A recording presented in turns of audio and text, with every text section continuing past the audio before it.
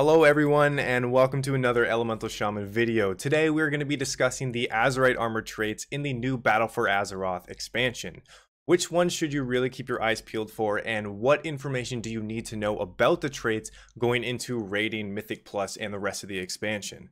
So without further ado, let's get right into the video. Some quick disclaimers before we actually start with the real information. This information is subject to change as hotfixes and patches roll out throughout the expansion, so on a case-by-case basis there will be new videos released to explain the changes. As well, stacking Azurite traits won't duplicate a trait's special effect or increase its chance to proc. It will, however, increase the trait's value of damage or stats provided by the trait. The value of the damage or stats that you get from your Azurite trait will increase based off of the item level of the piece of armor that it's on.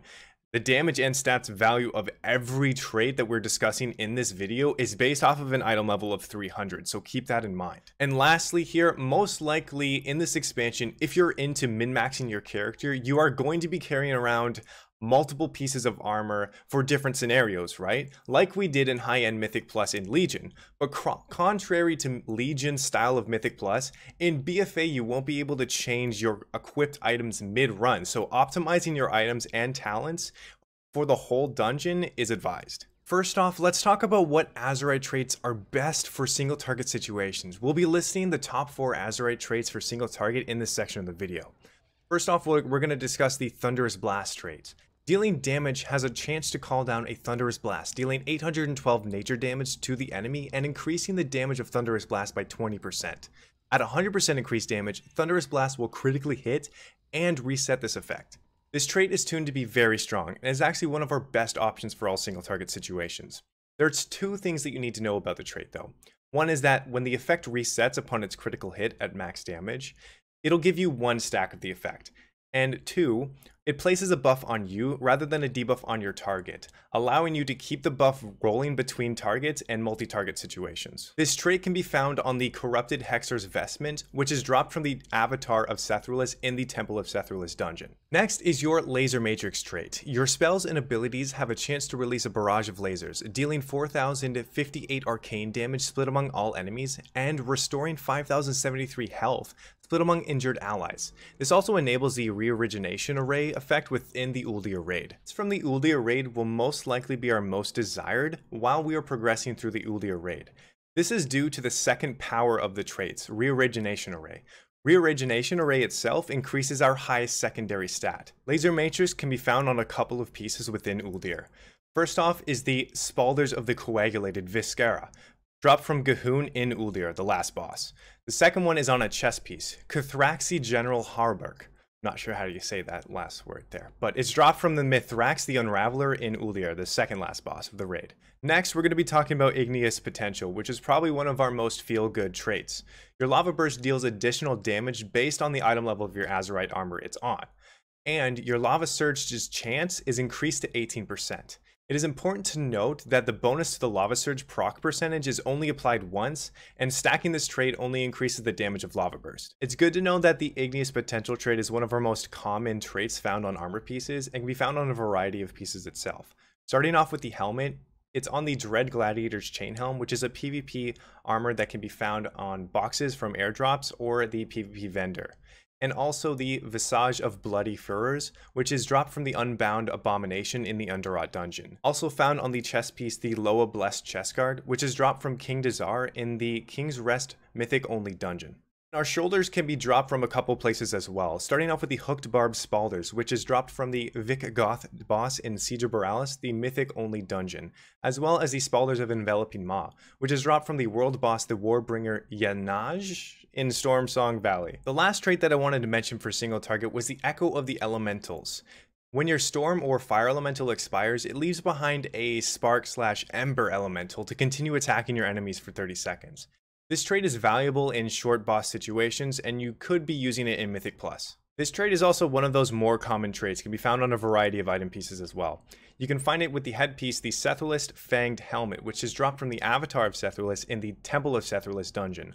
Also, the Spalders, or Shoulders, the Amalgamated Abomination Spalders, drop from the Unbound Abomination in Underrot. And finally, the chest piece, the Hauberk of Sunken Despair, drop from Vol Zith, the Whisperer in Shrine of Storm. Next, we'll discuss the top 4 traits that will complement our area of effect damaging abilities and rotation.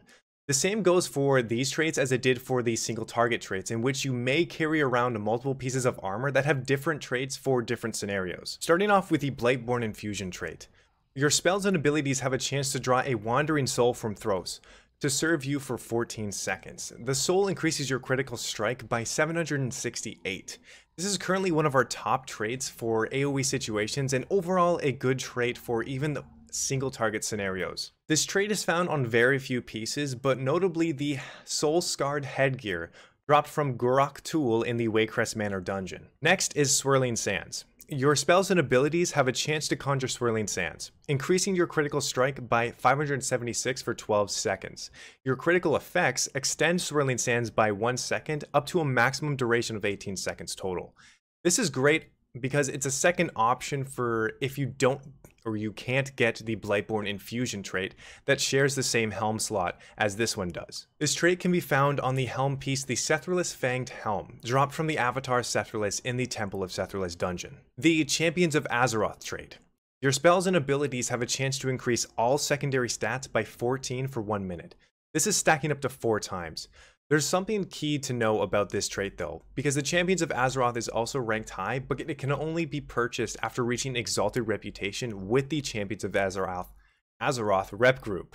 It can only be purchased as a shoulder piece of armor from Magni Bronzebeard in Silithus. Lastly is the Unstable Catalyst trait.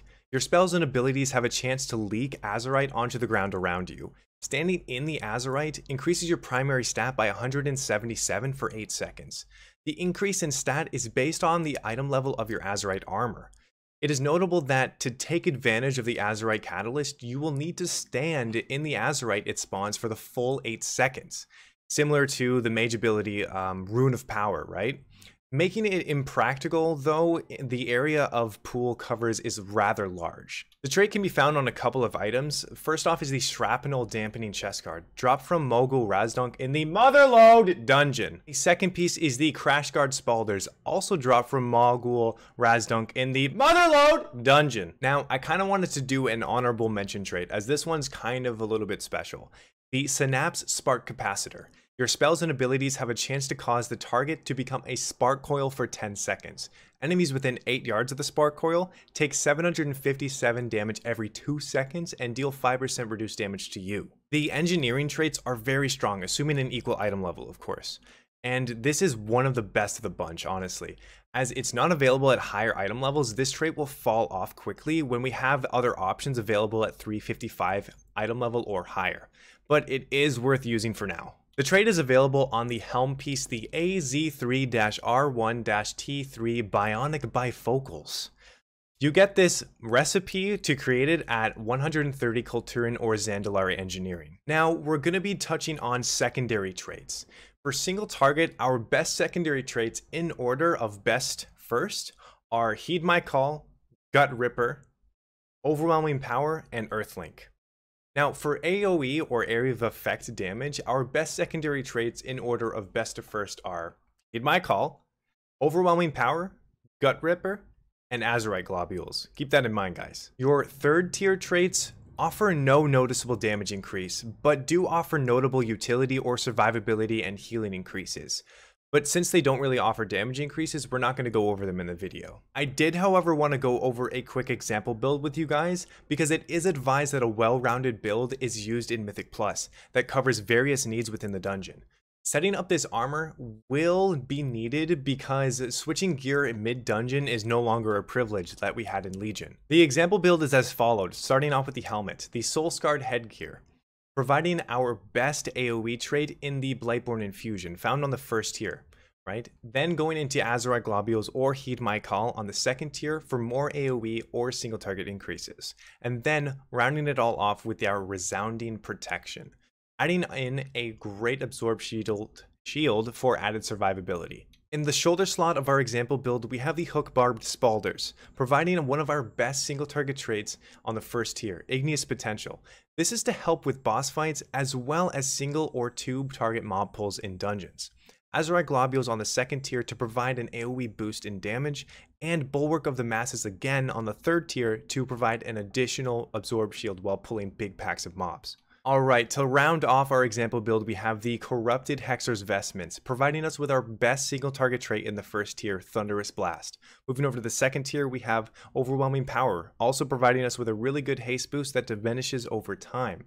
And then, into the utility third tier, we have another Bulwark of the Masses, increasing our survivability when we're pulling those big trash mobs. Alright everyone, this concludes the Azurite armor and traits video for the Elemental Shaman. If you want a full listing of all the information in this video, including rankings of all the Azurite traits, I'll leave a link to the Wowhead guide written by GistWiki of the Storm, Earth, and Lava team in the video's description down below.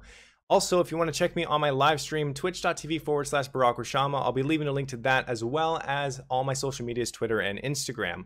Like it if you like the video, subscribe if you want more Shaman content in the future. Again, thank you so much for watching, and until next time, keep calm and Maelstrom on.